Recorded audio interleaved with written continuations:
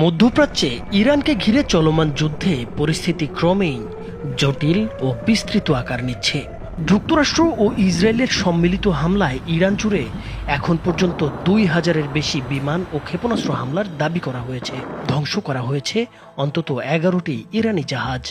যুক্তরাষ্ট্রের president Donald Trump দাবি করেছেন, অভিযানে ইরানের অন্তত ৪৮ জন শীর্ষ নেতাকে হত্যা করা সম্ভব হয়েছে।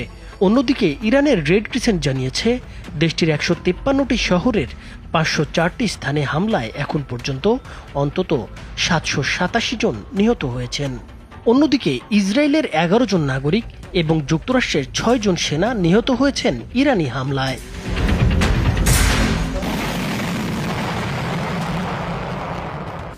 যুক্তরাষ্ট্র জানিয়েছে, এই অভিযানে তারা B-1, B-2 স্টিলথ, সর্বাধুনিক F-35, F-15, F-16 Falcon যুদ্ধবিমান ব্যবহার করছে।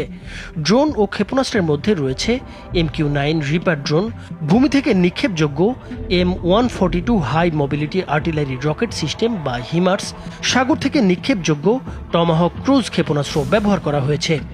যুক্তরাষ্ট্র ও উপসাগরীয় দেশগুলোর এক যৌথ বিবৃতিতে বলা হয়েছে, Iran Bahrain, Iraq, Jordan, Kuwait, Oman, Qatar, Saudi আরব ও সংযুক্ত আরব আমিরাতে হামলা চালিয়েছে।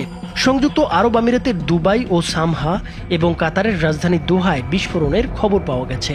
সৌদি আরবের বৃহত্তম তেল শোধনাগার সৌদি আরামকোতে ড্রোন হামলার পর তা বন্ধ ঘোষণা করা হয়েছে। অন্যদিকে সাইপ্রাসে যুক্তরাজ্যের একটি ঘাঁটিতেও ড্রোন হামলার কথা নিশ্চিত করেছে ব্রিটিশ প্রতিরক্ষা মন্ত্রণালয়। এসব হামলার পর কুয়েতে মার্কিন দূতাবাস সাময়িকভাবে বন্ধ করা হয়েছে। সৌদি আরবে সব কনসুলার সেবা বাতিল করেছে যুক্তরাষ্ট্র। এছাড়া ইসরায়েল সহ মধ্যপ্রাচ্যের সব দেশ থেকে নাগরিকদের দ্রুত সরে যাওয়ার আহ্বান জানিয়েছে ওয়াশিংটন। এদিকে ইরানের বিপ্লবী গার্ড হরমুজ প্রণালী বন্ধ ঘোষণা করেছে। খামেনির মৃত্যুর পর ইরানের নেতারা যুক্তরাষ্ট্রের সঙ্গে আলোচনায় বসতে চায় এমন দাবি করেছে ওয়াশিংটন। তবে ইরানের সুপ্রিম ন্যাশনাল সিকিউরিটি কাউন্সিলের সেক্রেটারি আলী লারজানি জানিয়েছেন, যুক্তরাষ্ট্রের সঙ্গে কোনো সমঝোতায় যাবে না ইরান। অন্যদিকে ইসরায়েলের প্রধানমন্ত্রী বেনিয়ামিন নেতানিয়াহু বলেছেন, তেহরানের ওপর হামলার মাত্রা আরও বাড়ানো হবে।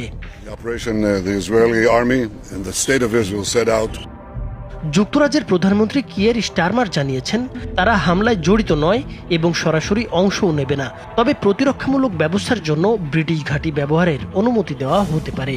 চীন, যুক্তরাষ্ট্র ও ইসরায়েলের এই হামলার তীব্র নিন্দা জানিয়েছে। তাদের মতে এটি ইরানের সার্বভৌমত্বের গুরুতর লঙ্ঘন। রুশ প্রেসিডেন্ট ভ্লাদিমির পুতিন এই হত্যাকাণ্ডকে আন্তর্জাতিক আইনের লঙ্ঘন বলে মন্তব্য করেছেন এবং মধ্যপ্রাচ্যে উত্তেজনা ছড়িয়ে পড়ার আশঙ্কা ব্যক্ত করেছেন। জার্মানি জানিয়েছে, ইরানের হামলা অব্যাহত থাকলে যুক্তরাষ্ট্র ও ইসরায়েলের অভিযানে যোগ দেওয়ার বিষয়টি বিবেচনা করবে তারা। ফ্রান্সের প্রেসিডেন্ট ইমানুয়েল ম্যাক্রো সতর্ক করেছেন, এই সংঘাত বিশ্ব শান্তির জন্য ভয়াবহ বিপদ ডেকে আনতে পারে, তবে প্রয়োজন হলে নিজেদের স্বার্থ রক্ষায় ব্যবস্থা নেওয়ার কথাও জানিয়েছেন তিনি। জাতিসংঘের মহাসচিব আন্তোনিও গুতেরেস চলমান সংঘাত বন্ধের আহ্বান জানিয়েছেন। তার সতর্কবার্তা, এই সংঘাত থামানো না গেলে তা বিশ্ব শান্তি ও নিরাপত্তার জন্য মারাত্মক বিপর্যয় ডেকে আনতে পারে। বিশ্লেষকরা বলছেন, পাল্টাপাল্টি হামলা, জোটগত অবস্থান ও বৈশ্বিক শক্তিগুলোর ভিন্নমুখী প্রতিক্রিয়ায় স্পষ্ট, এই যুদ্ধ এখন আর কেবল ইরান ও ইসরায়েল যুক্তরাষ্ট্রের মধ্যে সীমাবদ্ধ নেই। এটি ধীরে ধীরে রূপ নিচ্ছে এক বিস্তৃত আঞ্চলিক সংকটে, যার প্রভাব বিশ্ব রাজনীতির ভাষ্য